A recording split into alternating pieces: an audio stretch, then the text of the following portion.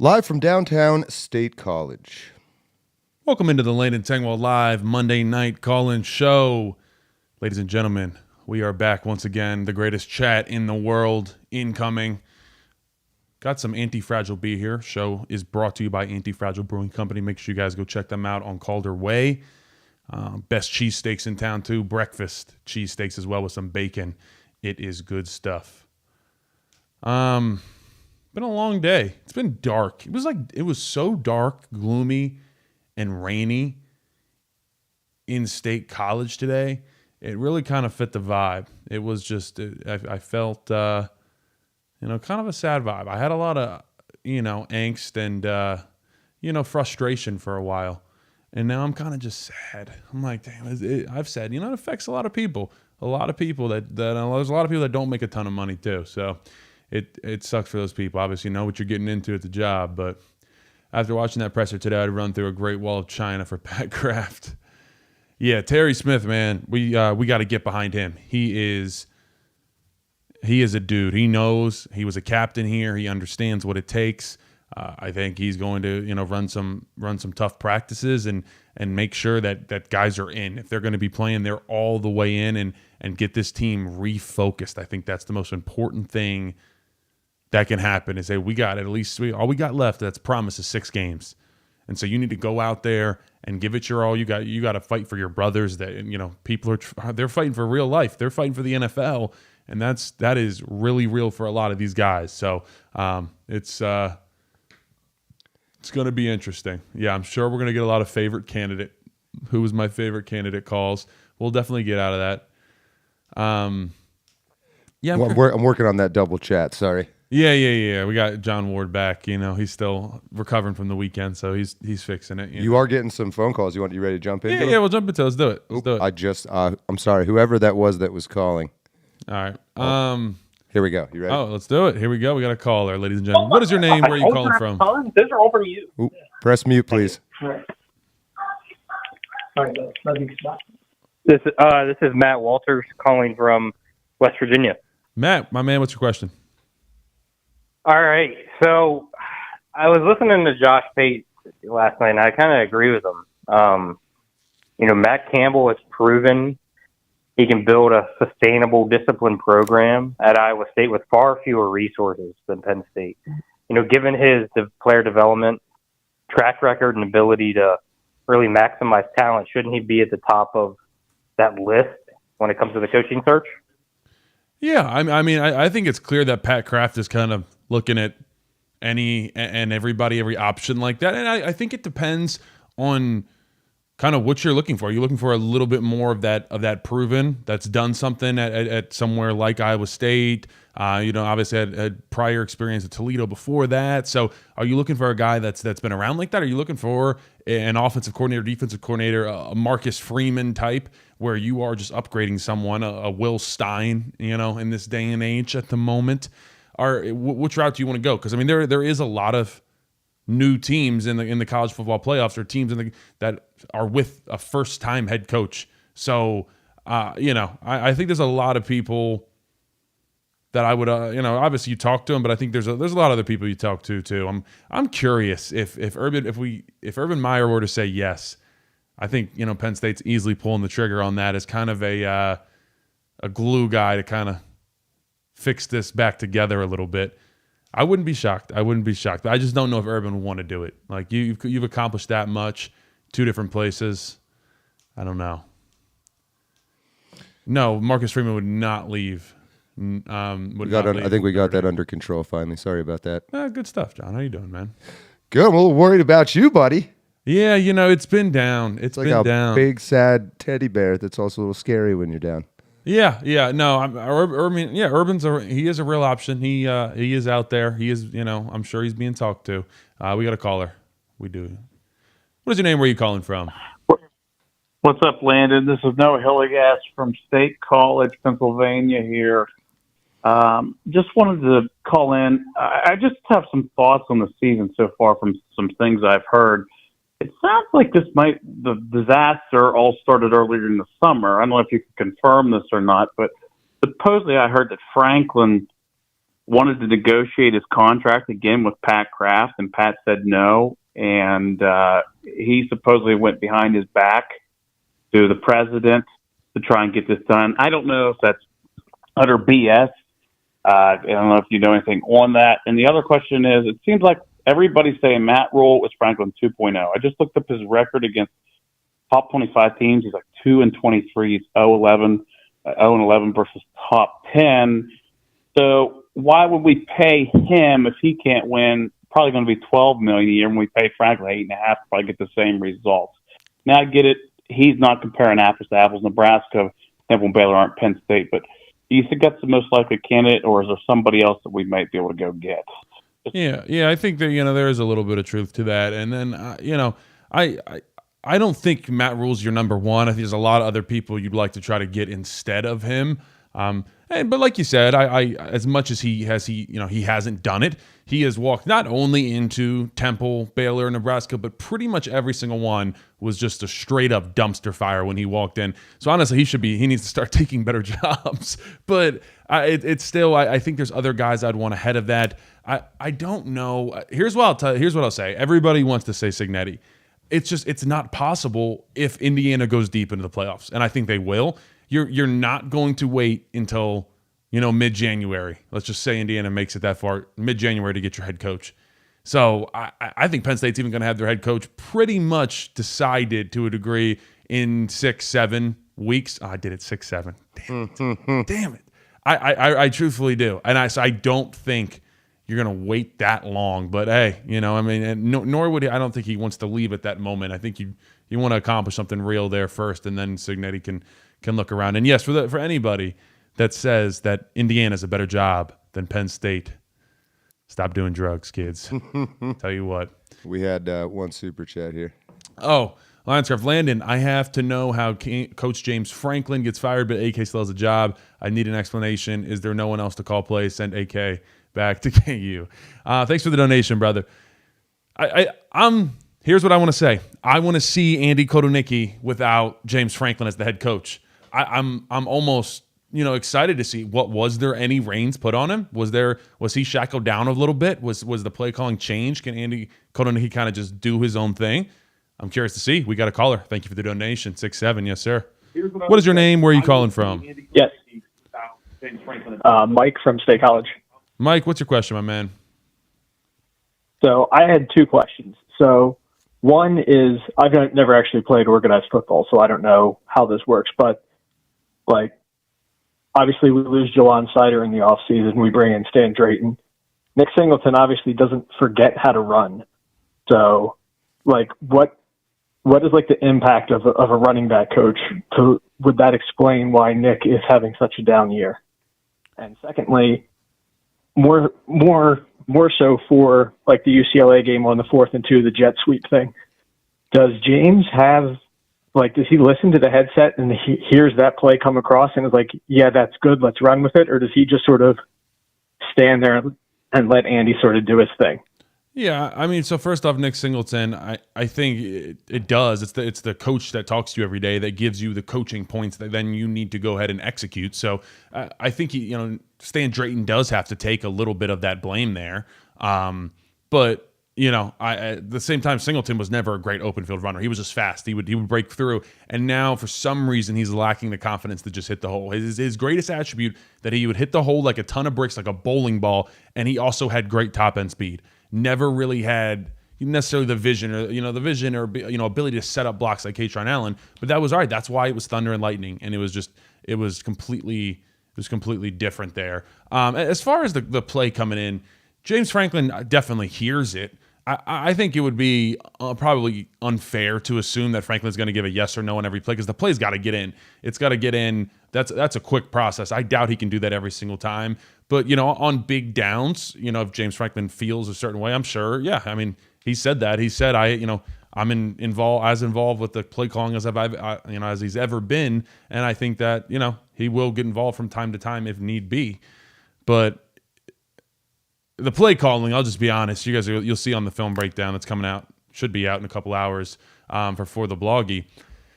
I broke down the final four series of James Franklin's career at Penn State. It was those final 4 drives. was like very bittersweet to see that, but it was just stuff that still didn't make sense in the final 4 drives. Just swing passes to the short side of the field, screen passes to the short side of the field that are like running back sprint outs. I don't know. It just, a lot of it didn't make sense. So I'm hoping that Andy Kotelnicki with feeling like he can call plays freely, that he's that it's a different type of a game. And Terry Smith said, look, we're going to put together a game plan that's easy for Gronk to execute. So you got to help out your quarterback. That Iowa defense is stiff. We got to call her. What is your name? Where are you calling from? Andy Kotelnicki with DJ York, PA. DJ, what's your question, my man? So I got 2, one for me and one for my dad. Mine is, if considering that Franklin's now gone, is there any chance that we see the young guys get in, such as Kobe Howard and Tysier Denmark and Corey Smith, all the guys that we've been calling for to get reps? And the other question is, as of right now, are we allowed to contact Cignetti? Because I know, like, everyone's saying he's the guy everyone wants and so forth, but are we allowed to talk to him as of right now? Yeah, I mean, you can talk to anybody's agent. That's going on all the time. So, I mean, I'm sure there's talking to a lot of people. There is, I'm sure you're talking to Urban Meyer. I'm sure you're reaching out. I think you got to look at OB, Bill O'Brien. I think you got to talk to Kenny Dillingham. I mean, you're going to talk to everybody. You got to talk to Stein. There's a lot of different people out there. And I think you kind of need to be thorough with this one, because Pat Kraft, this is also a huge decision for him. Yes, Joseph typed that as I was saying it. Like, this is his first big moment as an athletic director. He wants to hit on this. He does not want to mess up on this. So someone said PJ Fleck, get out of here. You got to hit on this if you're Pat Kraft, and he's going to take the time and hopefully hit a home run here.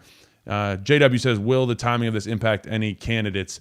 Yeah, I think so. I think it's hard. I think if Indiana makes it to the top 4, like, you can't wait around for that. You got to recruit. You got to start doing practice. You got to get a team going. You can't do that. I think if you mean Patrick Kraft and James Franklin, you said PT and JT.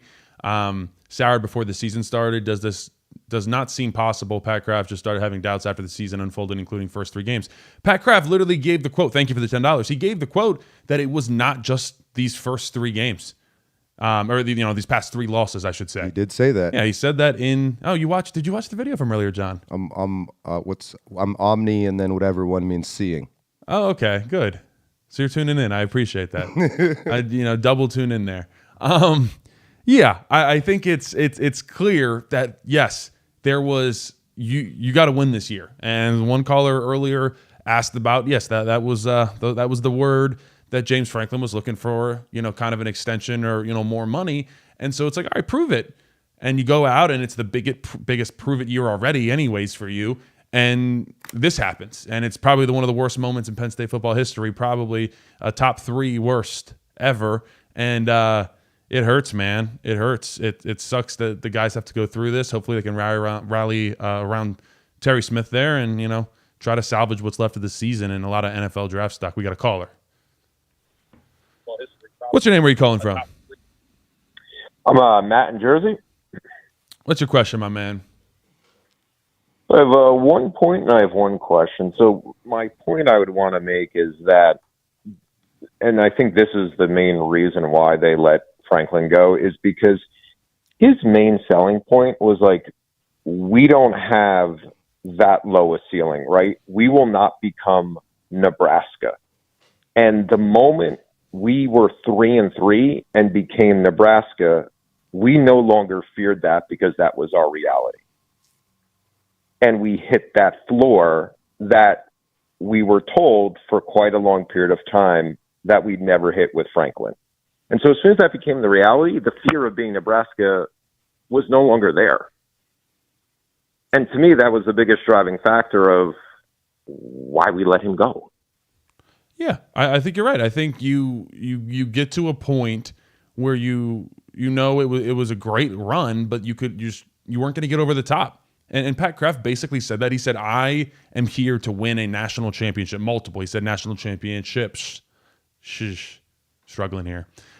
And so he clearly inferred he believed he couldn't get that done with James Franklin. So, yeah, go out and get your guy. I see a lot of people saying Elijah Drinkwitz. I like that.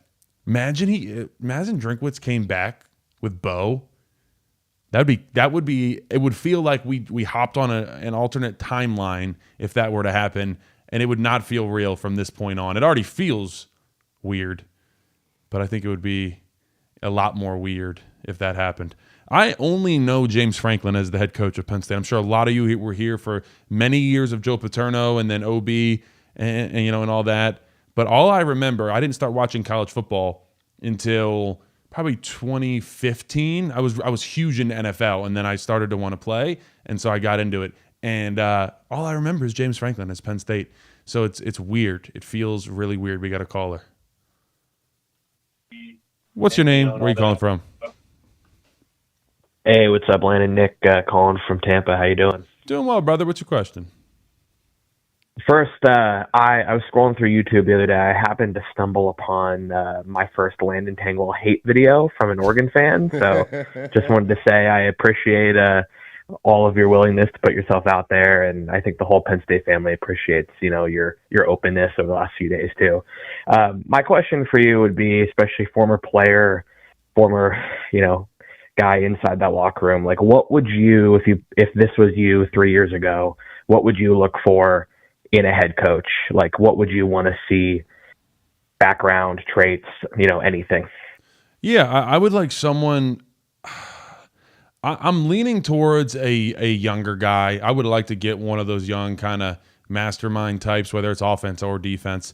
And I think because they're a little bit more willing to kind of take two with Penn State, meaning Penn State has a certain culture about it that you kind of have to get with to a degree and understand that you got to be in the community and you got to have a certain way that you feel about academics and there's a lot of different stuff. We kind of already know what it means to be the head coach at Penn State. So I think someone who would come in and want to really represent Penn State well, but I don't know. I don't know if I want to dip into the Urban Meyer and have someone that is, did it at Ohio State. It feels weird, and it feels like it wouldn't be allowed for someone to get it done at Ohio State and Penn State. But yeah, you need someone that's just familiar with the program. And, obviously Urban Meyer, when the Fox crew's in town, they have, dinner at Sue Paterno's house. So, I mean, he knows that through and through. James P., thank you for the donation, brother. He says Kraft has to hit a home run. James Franklin, 8 out of 10. Rhule, Mullen, feel like the same kind of coach. Also, is Terry Smith part of the next staff? I'd keep him around. If he wants to be around, absolutely, I'd keep him around. I think that would be important. And that's a conversation the next coach that's coming in has to ask is how much of the staff do I want to keep around, especially because so many of them are lettermen. That would put you at a disadvantage. You get rid of every single letterman. I don't think you can do that, and you got some really talented ones as well. Someone asked, is Drew going to go to Kinnick? I can't say for sure, but probably not because he has a real injury and he's recovering and he'll probably watch from home. So maybe, probably on the sideline for the home games, but for the away games, I doubt it. We got a caller. Oh, sorry. Chris says, does Grunk fit the AK offense any better than Drew? No, I'd pretty much call them the exact same. I think Grunk's a little bit better because he does have a whip. It's a little bit quicker maybe of a throw, but no, they're the same guy athletically. It needs to be tailored to him, which Terry Smith did say they were going to make sure it was, an easy game plan for Ethan Grunkmeyer that he can execute. We got a caller. What's your name? Where are you calling from? Hello? Hello, how you doing? What's your name? Where are you calling from? This is Ryan from Maryland. Ryan, what part of Maryland? Right outside of Baltimore. Oh, okay. I'm an Annapolis guy. We got you guys. You always there. We go. You'll see it in a second. I'm showing the American flag I got on me. American flag. Good. Oh, okay. Maryland flag. Sorry. Go ahead, brother. What's your question? I just wanted to ask him about Fran Brown. Was kind of looking at the whole history with Fran Brown coming up under Matt Rhule, and was there at Temple when Kraft would have been there, and the success he's had, and just want to get Landon's take on that. Yeah, I think obviously only had a couple years at Syracuse, and like you said, has the connection there to Pat Kraft. I think that would basically fall under the category of not really being a I mean, he's obviously been head coach now. This is year 2, but I think I I don't know. That'd be one I'd be interested in. I like that he had him running wind sprints after they just barely won a game. I like the idea of that. I kind of want someone. Where's he from? Let me see. He's from Camden, New Jersey. Okay. I mean, everybody loves Cignetti so much because he's a Yinzer and he's won. And like I said, I got to know him. Great guy. I just don't know if you leave Indiana at this moment when you got it that good to come take what could be a not so great situation. I'm not saying Penn State's absolutely a better situation than Indiana, but you're in a good place at the moment right now. Johnny Rocket says, "Hey, Landon, long-time listener, first-time super chatter." He lied again. Urban Meyer, baby, that's our new savior. No, I don't know. Like I said, I feel like you win at two other places. I don't know if you really want to get it done a third time. That was like 10, 20 years ago. How long ago? Urban Meyer was actually considering. Wasn't that the rumor? Yeah. He was. Yeah, it was 20. He was going to be Joe's successor. Like it was thought to be pretty much a done deal, and obviously everything happened, and then that he went to Ohio State and won him a national championship. So true. I'm curious. I don't know. Has anyone asked about now that with NIL? What about a pro coach? See, I don't think they want any problems with that. People have thrown out Joe Brady, who's the offensive coordinator of the Bills, and he got his start here. Actually, I don't know if he got a start, but he was really coming up here, and that'd be interesting. But I don't think people want to come back and deal with NIL. I don't know. I don't think I would be. If I'm dealing with grown men, come back, deal with NIL. You got 16-year-olds telling, give me $2.5 million. Same problems, just with kids? Yeah, just with children. No, get out of here. We got a caller. What's your name? Where are you calling from? My man. What is your name? Where are you calling from? Yeah, hey, this is Jay calling from Atlanta. Jay from Atlanta. First off, I want to know if Pat Kraft can coach the team. He made me want to run through a brick wall during that interview. But second off, when Terry Smith was talking and he had the gall to bench a quote-unquote first-rounder, actually more like King, who came back, who was a seventh-rounder, at cornerback and play other players. I hope he continues that. I hope we see Howard, Denmark, all the young players. Grunk's already going to be in there. Martin, at this point, that would be great to see because it was really nice to hear him say that he's willing to do that because Coach Franklin wasn't willing to change. Yeah, no, Terry, you make a great point there. So, yeah, A.J. Harris only had 18 snaps when he got beat on that touchdown by Wildy. He benched A.J. Harris. And so I was curious about that. I made a post about it. I said, hey, he went out. We don't know if it was an injury. We don't know if A.J. Harris took himself out, or we don't know if Terry Smith benched him. Well, we found out today. He didn't exactly say, but inferred that Elliott Washington and Davian Collins gave them a better chance at that time, which I thought was crazy. I mean, A.J. Harris, he didn't have a great game against the Corian Moore, against the Oregon, but that's crazy that you bench a guy. I mean, that's just kind of indicative of the season of first-round expectations on him, and he's getting benched against Northwestern. That's a rough one. We got a caller. What's your name? Where are you calling from? What is your name? Where are you calling from? Sorry, I was muted. James from Massachusetts. James, what's your question, brother? So, I've never really dealt with this before, my coach getting fired. So I'm wondering about, position coaches and coordinators, who you think stays, who leaves. Mainly Terry Smith. I'd love for him to stay. I think he's awesome. Kotelnicki, Knowles. I don't know if Kotelnicki's going to stay, but I'm no expert. And you've been talking about, guys not making a lot of money, kind of getting fired. So I'm just wondering also, how deep is the turnover going to go? Yeah, so the turnover it's going to go deepest with the lower level people because you bring in all that type of staff, all the recruiting and not to say you can't keep someone, but I think for the most part, kind of all of that goes out the window because you have people that you trust. You have your assistants, you have your recruiting, you have your academic, all of that type of stuff. So that's what people don't realize how much it affects. If I'm whoever's coming in, I don't think you'd want to keep coordinators that, aren't doing so hot, especially and they're tied to the past coach. I just don't know if that makes a ton of sense. But I mean, there's people all over it. Ty Howell, Dan Connor, Deion Barnes. I mean, I'm sure a lot of these guys are moving on, but there's some great coaches that are. And I think being a letterman is important, and I think that can kind of change how you feel about someone when they understand the culture and they've been in those exact same shoes as the players they're coaching. There's definitely value in that, but there's going to be a lot of evaluation from whichever coach comes in. I think he will hopefully do his due diligence and try to keep a couple of these guys around, because I think there's some great coaches. But for the most part, yeah, I mean, house is generally cleaned when you bring in a new head coach. So that's why I put out the tweet that people went viral, and they're saying, oh, wipe your tears with money.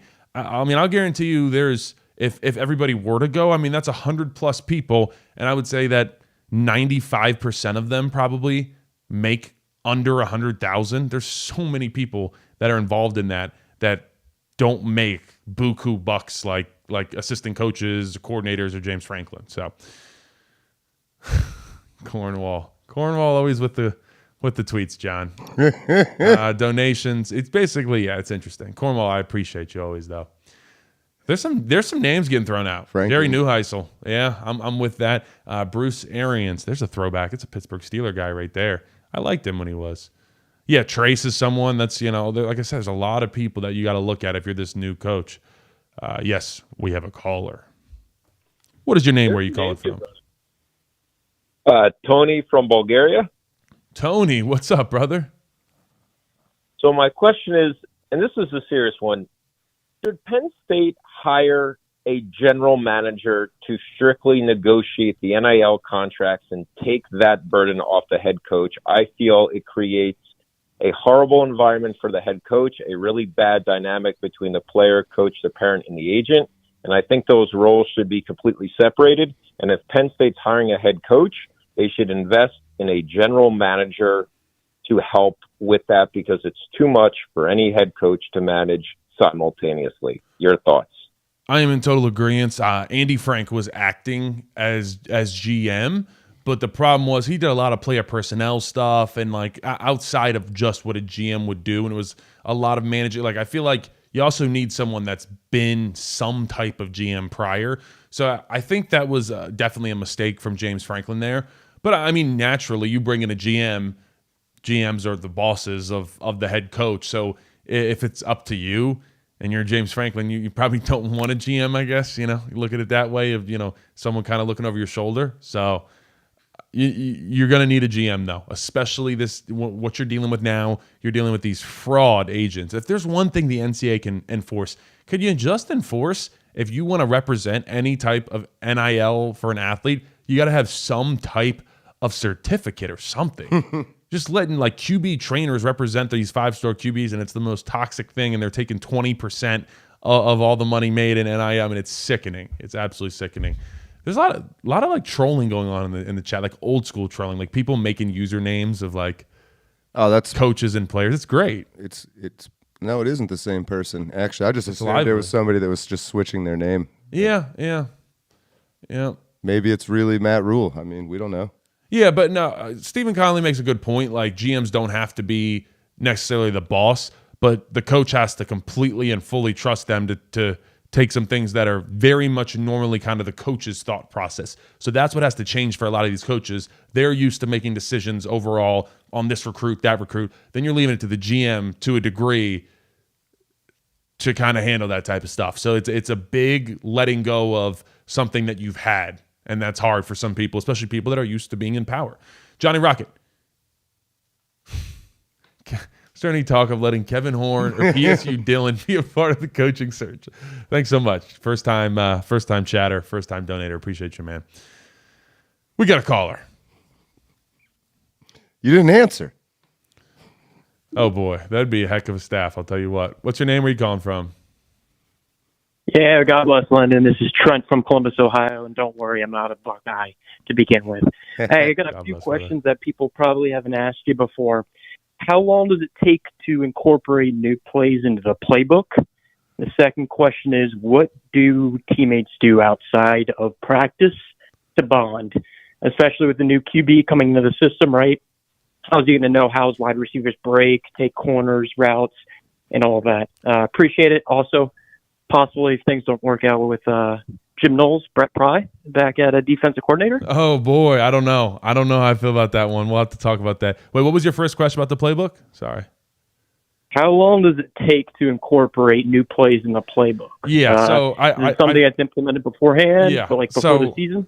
So the defense is lost right now, if you want to be honest. The front seven especially. It is a lack of playing fast because they are clearly not confident. Seen a lot of missed assignments. We call them MAs. And when you aren't confident and you're messing up, it is really hard to play fast. It seems like this defense is too complex. I hate it. I hate to say it. Any Ohio State fans, there's got to be like one or two in here. You guys were right. You were right. I'm sorry. The defense is a little complex. That's going to get clipped. Yeah. You're going to have to clip it because the guys clearly, there's no other, it's too much for them, evidently. And no matter what, whether you can blame the players, you can blame Coach Knowles, no matter what, you see they're not getting it, so adjust. It's quite that simple.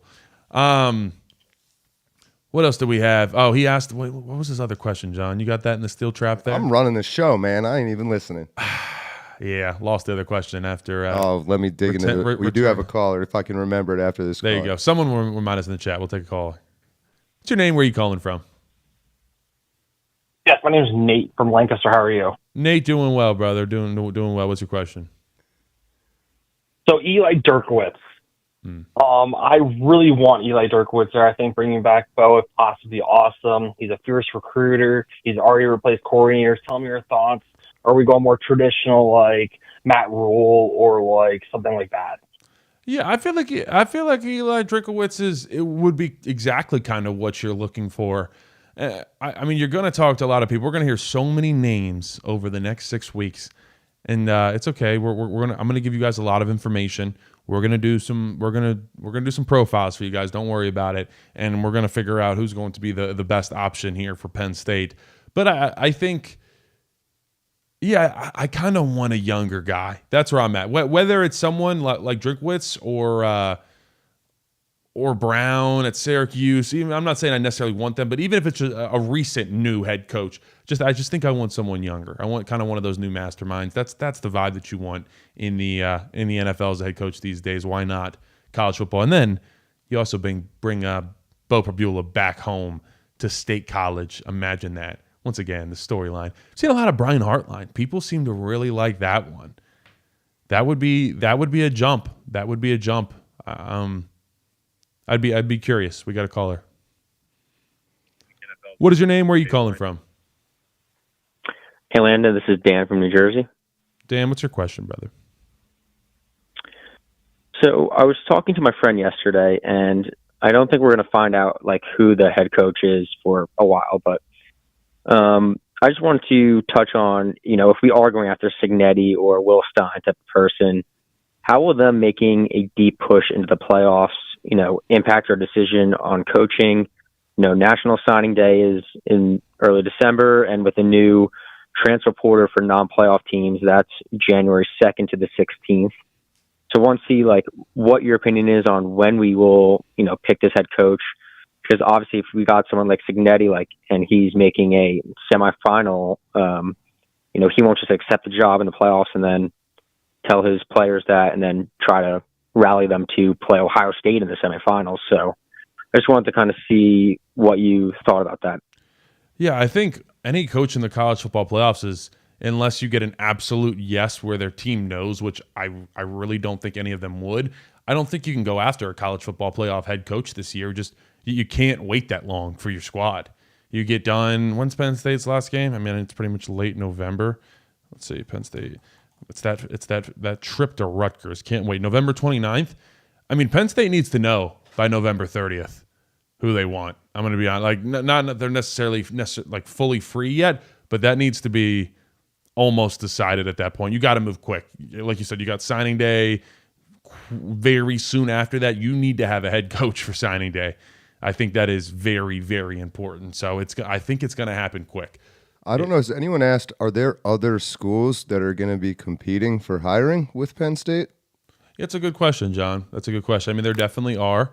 Does that affect how quickly you want to move? It does. I don't think there's no schools right now that are at the Penn State level. That's a job is about attraction for head coaches in college football. There's no job. There's no girl prettier than Penn State out there. Prettiest girl. We are the prettiest girls sitting here. Prettiest Tinder swipe on college football coach Tinder. There you go. That is us right now. I understand it. Yep. Now. There we go. I'm glad I just need it explained in terms I could understand. You know, I'm sure there were some people listening that helped them kind of grasp it. So that's good. So we got a caller. What's your name? Where are you calling from?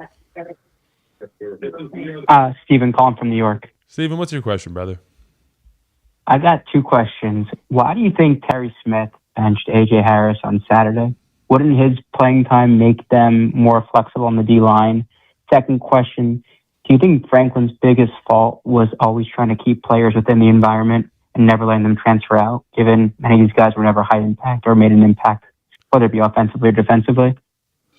Yeah, I mean, I think Franklin has been a very and you see it with Rhule, like a be careful, don't mess up, and it's it's him wanting everything to be great and be perfect, and sometimes that's essentially overcoaching, and you just got to let your guys be dudes, let them figure it out a little bit, let them stumble into learning something new or feeling that first feeling of putting a deep ball just on the money. Sometimes if you're giving too many coaching cues, it can kind of bog down the mental of a player. So I think that can be a real aspect. We got a caller. They're there after the race. What's your name? Where are you calling from? Oh, we have to. Hey, Lance, Jake from Chicago. How you doing? Jay from Chicago, my guy, doing well. What up, brother? Kind of a different question, more of a kind of fun question, get off the topic. But if you could take 3 players from the Franklin era and put them on the team this year, who would it be? Nice. That's my question. Okay. I think honestly, I think this is easy. Trace McSorley, Allen Robinson, Abdul Carter. Yeah, I'm with that. Although this year it kind of just makes it depressed. But I especially picked Trace because the leadership comes in. He's throwing the ball up to Allen Robinson, and I think Abdul Carter is. I mean, we didn't get to see third-year Micah, so it's hard to say. But I think a third-year Abdul Carter is the best defensive player to play here in a very, very long time. We got a caller. What is your name? Where are you calling from? Oh, we got a lot of Gruden in the chat. I want to talk about that after. What's your name? Where are you calling from? No, sir. 724. Hey, Landon. It's Arden from McMurray. How are you? My guy, doing well. What's your question? Hey, I got 2 questions for you. Terry Smith today said, Franklin had the chance to address the team. Obviously, makes sense, right? Any insight on kind of what was said, or do you know anything that perhaps was said? And my second question is, obviously the transfer portal and NIL players are, gone here 1 minute, whatever. There's already going to be a mass exodus at the end of the season, regardless. Can you give me your top 5 players who still have eligibility left, who Penn State has got to keep after this season? I like that one. I'm going to do that. All right, so absolutely. Chaz Coleman, you have to make sure you find a way to keep Tony Rojas, even coming off that injury. It was early in the year, so he will be back next year, and you want him back. Where do you go after that? I mean, you got to make sure. I don't think he'll go anywhere, but I think Amari Campbell can be a very, very good football player. Got to be somebody. Hold on. Let me think about this on offense. Donka won't go anywhere. Oh, definitely Luke Reynolds. I feel like Luke Reynolds can be a fantastic player. You got to make sure you keep Luke Reynolds. That is really, really important. I think in the right system, he is. No one's Tyler Warren, but he could be damn good. I don't think I got to 5, but that's where I'm capping it. Question 1, thoughts on Matt Campbell. Question 2, if the OC and DC are still making the calls, what really changes? Appreciate the donation. That's what I think everybody's curious about. I think everybody's curious about like seeing this weekend, and you're going in a tough situation. I think I said this a little bit earlier, but Grunkmeyer goes to Iowa at night, Kinnick at night, not somewhere you want to be. Not as a freshman, not as a first-time start. That's not too exciting. Iowa defense, one of the best in the nation, actually. Elite at shutting down the run. Not a good week for the run game to have to get going. I will tell you what. And then you have to go you got bye week. 2, Ohio State, the best defense in America. Come back, Indiana is coming to town. Number 3, Indiana, with what I think is a top 5 defense in college football. They gave it to Oregon's offense. So, yes, I like the Xavier Gilliam. I'm with that. Xavier Gilliam, I will say, she really struggled on Saturday. Once again, kind of who didn't, but no clue what that says. Cornwall, it's always risky reading his. The dude, yeah. Our filter might have worked in that time. You filtered. We had to type in the curse words to make sure it blocks it out, though? I think we did a couple. Yeah, good job. That's good. Do you think Pat Kraft snuck a... Yeah, that's all right. Probably nothing we can say. You do have a call, by the way. Yeah, I don't know. That's a rough situation for Grunkmeyer. Holy cow. Not a good one to come into. We'll take caller. What's your name? Where are you calling from? What's your name? Where are you calling from? This is Chris calling from Philly. Chris, what's your question, brother? So I know in the last few weeks you were talking about how James Franklin will always leave on his own terms, and I know things change so quickly. But I'm wondering for the next year and like the next couple of years, what the program will have to do to keep players. And the 2027 class, how would you get them to buy in? Yeah, I'll be honest. I didn't foresee James Franklin losing back-to-back games where he was 20-point favorites. It's really like never been done. So I should have put an exception on James Franklin leave on his own terms. I mean I think that's what's so shocking is that never been done. Yeah, the flip 16 days ago where we were like it doesn't. That's why I'm just. It feels so. Well, that UCLA was what, first in 40 years on the dot. I think it was 85 was the last time that it was top 5 team lost to 0-14. Yeah, it was 40 years. It happened. Well, it happened once since John F. Kennedy was president. JFK, there he is. Yeah. So I think we're at Penn State. It's going to be a fun situation to watch, and we're going to cover all of it. Don't you guys worry. 2027, actually, I think you'll get back on track. You'll figure it out. That's why you got to get the right coach that can recruit at an elite level. That's what Pat Kraft said. We'll take a caller. What's your name? Where are you calling from? My name is Zach, and I'm calling from New Jersey. My man, what is your question? So, how do you think Terry Smith will be able to motivate this team, given that we don't really have much to play for now? Yeah, he's got to dig deep, and he's got to have some real conversations with guys and have them understand you're playing for yourself. You're playing for your team. You are playing for yourself to get to that next level, though. And everybody has to buy in for these next 6 games and just do it for the guy to the left of them and to the right of them. And I don't think there's a better guy to do it than Terry Smith. He was here. He was a captain. He played here. He understands what it means to run this place. But it's a tough situation. You got guys that are gonna check out. You got guys that are truly only gonna play for themselves, not for themselves and the team. And you start to get selfish football, and you're gonna have guys just the unmotivated factor. So you're hoping that you're coming into this Iowa game with a newfound spark. I think that is the biggest hope. Last time, Penn State beat Ohio State at Ohio State. Guess what we have in common with that season, John? Neither of us were alive. We had an interim head coach at Penn State. Tom Scrap Bradley was the head coach in 2011, the last time we won at Ohio State. Blast Penn from State. the past. Flash from the past for sure. Blast. Flash. Some Flashbang. word that vaguely rhymes with ast. One of those from the past. One of those. All right, I don't mean to. There we go. But I digress. Thank you very much. So, yeah, I think it's interesting. And Terry Smith is going to be interim head coach at Ohio State in just a couple weeks. Let's see. What do we got? How important is it to get a coach that will bring in players with them? Also, how important is it to get an offensive-minded coach versus defense? I prefer offense, but want your thoughts. Yeah, the offensive mastermind type guy is really hot right now. He's really hot. Just all around NFL, college football. That's kind of where I'm at. That's where I'm at. I really like that one, but I don't know. Is there any silver lining in one of the teams we lost to, UCLA, going 0-4 and then firing everybody, and then suddenly everything just clicked? Yeah, sometimes you need a little fire under you. Someone said is the producer 13 years old, basically. Yep, he is.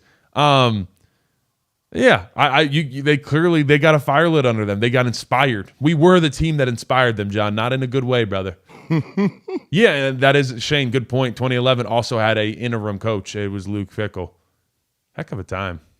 Yeah, I want offensive though. Penn State's always going to be good on defense, except this year.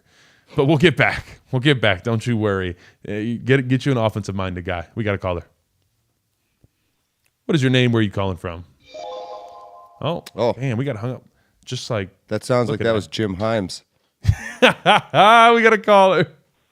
Jim and John going at it. What is your name? Where are you calling from? Hey, what's up, Line? Is Justin from Northern Virginia. Justin, what's your question, brother?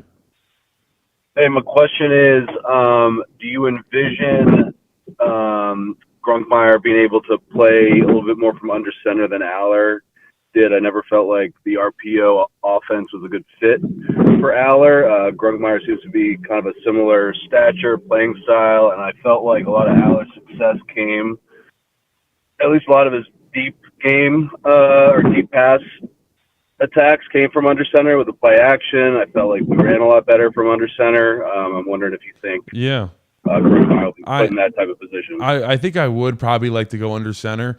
I think you should do a lot under center this week because you got to be at Iowa. And I don't want to be on a silent count with Ethan Grunkmeyer. You already don't want to do that. So if you go under center a lot, then you don't have to worry about a silent count because you're right next to their ears. So you're able to go. So I think that would probably be smart for Penn State to kind of go that route. But yeah, you don't want to go out there and ask too much of Ethan Grunkmeyer and doing a lot of RPOs and read option. Like I said, he's very similar to Drew Aller in terms of the ability, but you don't want to put him in a place where he's making split-second decisions. You want to give easy, clear reads to Ethan Grunkmeyer. And like I said, I'm curious to see Andy Kotelnicki as a coach without James Franklin hearing everything on the headset. You know? So it's Jimmy F. Prankin, number 58. Imagine we got a call from James Franklin. James, if you're out there, we'll treat you fairly if you want to give us a call. Just saying. We'll take calls from everybody, anybody, whoever wants to call in. We got an 814 number. We got a caller here. What's your name? Where are you calling from? Oh, this is Kyle from Denver. Kyle, what's up, brother? Kyle. What up? Hey, I was wondering if you could, just names aside, if you could pick your ideal coaching, your ideal coach's skills.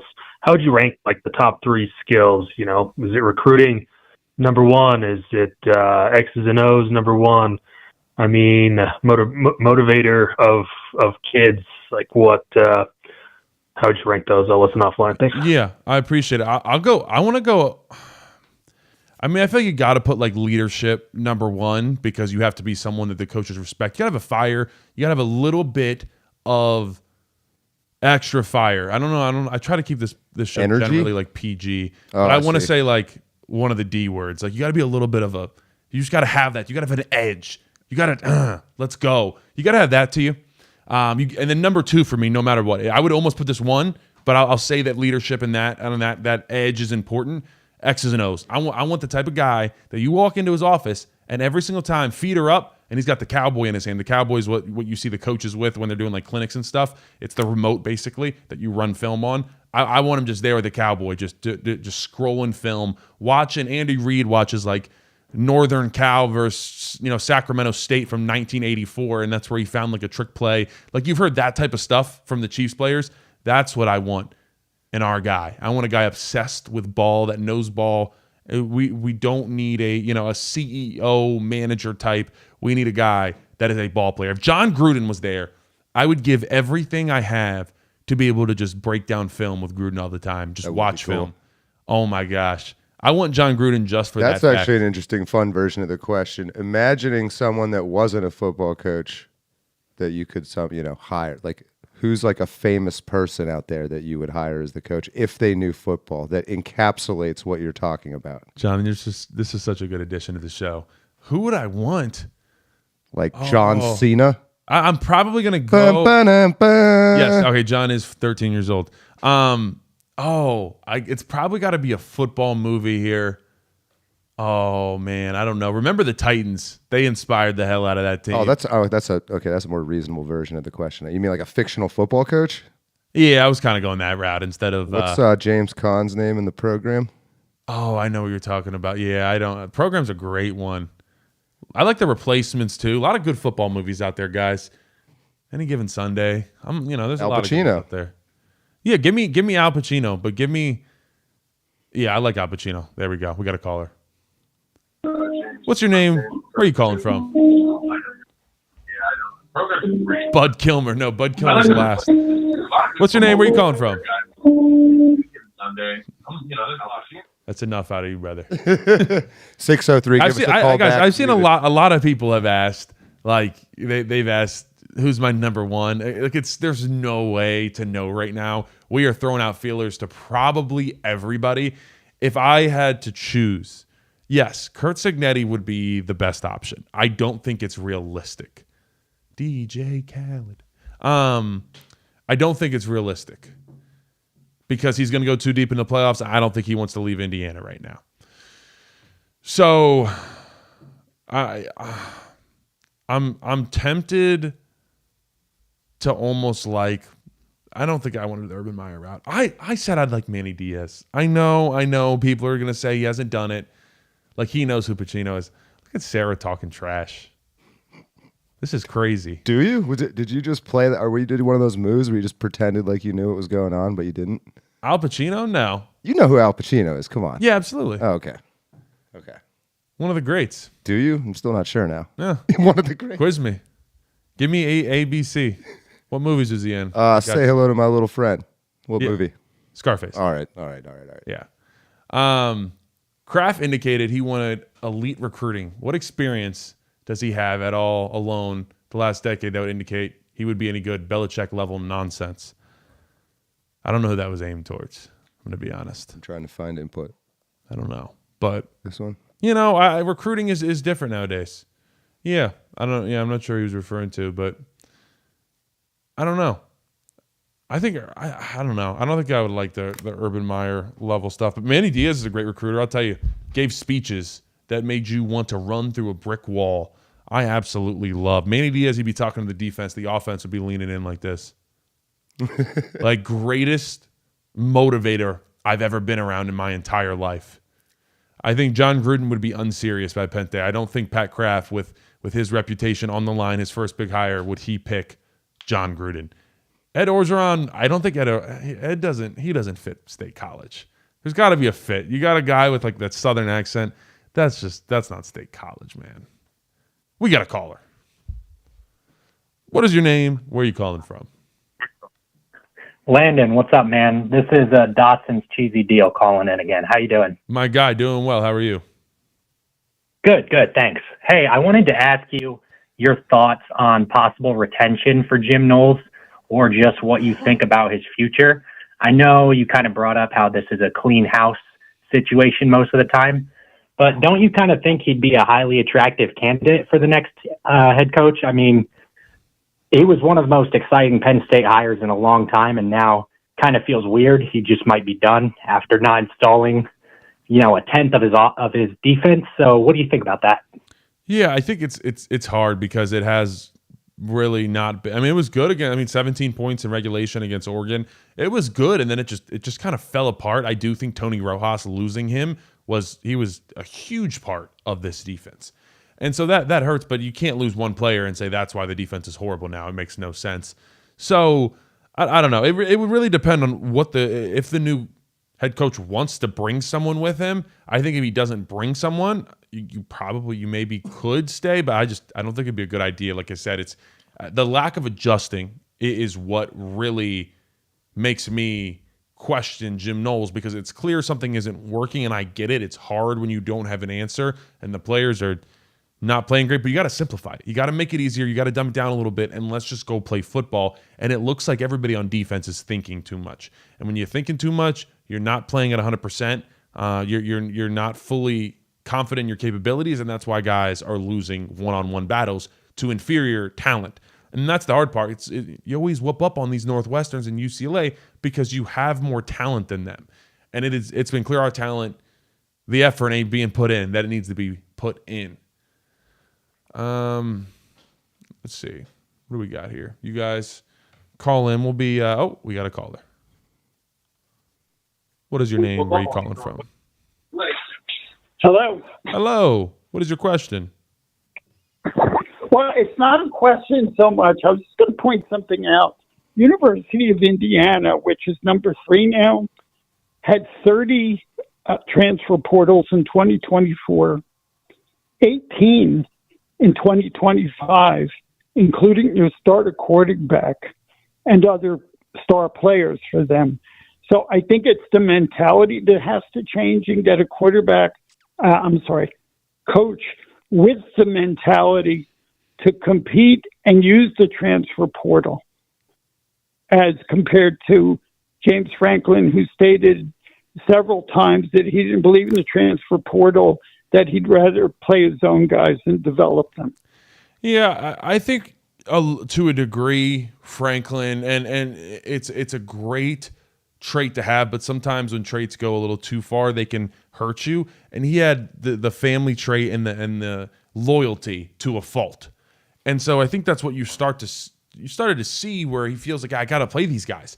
This is their last year. I want them to do well. I want them to go to the NFL. When he needs to have more of a mindset of, this is a business. We better win. The best guy has to play. And it doesn't matter how much someone's getting paid. It doesn't matter if this is their last year and they're screwed. You got to play the best guy. It's just that simple. They do that everywhere else. So I think that's where you see some of the loyalty to a fault with James Franklin. You're about there, buddy. It's 8:30. Yeah, this is a long one, guys. I'll tell you right now, producer Jesse is making an appearance again. We're filming it tomorrow. I don't know if it's going to be out tomorrow evening or it'll be out Wednesday. It might come out Wednesday because I might have something else for you guys tomorrow. But we have producer Jesse coming back on. You know he's going to have some things to say. It's always good when producer Jesse is joining the crew again. He says, thank you so much for the donation. Doing a show with Chris Drew from Menace soon. Yes, when we play Ohio State. So 2 weeks, I will be on with Chris Drew and Zach Smith and the boys. Absolutely. Anything else, guys? I just want to say, the Pat Kraft did make sure the air was clear that Penn State Athletics will be paying for James Franklin any money that he is owed. And if someone brings James Franklin on and pays him more than Penn State, or if James Franklin goes anywhere and coaches, the money that we pay him significantly goes down.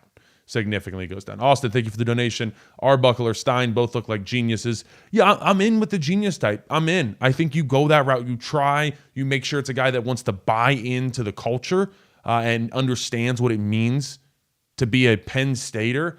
But it's hard. I don't know. It's hard. Anybody saying Saban or Urban, they're just so connected. They're so connected to other brands. It doesn't feel right. And I feel like it'd be hard to be super successful. Cornwall. Landon, I just put my entire paycheck on Penn State +3. Really hope they can cover and or even win. If not, I won't be able to donate to the show. Cornwell, if you are betting on Penn State right now, you need to call the hotline, brother. You need to call the hotline. Cornwall Buttersworth Financial Advisors. Yeah, exactly. Once again, thank you to Anti-Fragile Brewing Company for sponsoring the show. So I've been talking a lot. We got the JP 409 whiskey. You're gonna need it. Go get you some JP 409 and Anti-Fragile. You see the shot still left over there. Nicely aging there for a few weeks. Yeah, it's been sitting there. It hasn't been touched for a little bit. Although I think it was. Did John maybe have some fun with it one night? No. Oh, okay. I don't know. It looked like it went down. No. Okay. Yeah. Love you, Lions. Love you, Lions is right. Guys, everybody make sure you support the team. Support Terry Smith. They deserve it. These guys, they need to fight these last 6 games. It is going to be a absolute battle, but you got to tough it out. Got guys that you're playing for your guy to the left of you, to the right of you, and you need to have some pride here. Go out correct with Penn State. Be remembered for the right reasons. Go out, dominate this thing. Go out, cheer them on, fans. Make sure to support. Guys, I appreciate you tuning in. The obligatory podcast, I think, is getting recorded right now. Shout out Bucanani, Kevin Horn, the gang. Crazy guys. So it's going to be good. Oh, Johnny Rocket, before we go, He says, Justin from Nova lost his job betting his life savings on Northwestern minus 21. RIP. Johnny Rocket, thank you so much, my guy. All right, ladies and gentlemen, I will see you tomorrow. Once again, like I said, we'll have producer Jesse for you guys tomorrow or Wednesday, but no matter what, we'll have a video out. Like, comment, subscribe. Peace.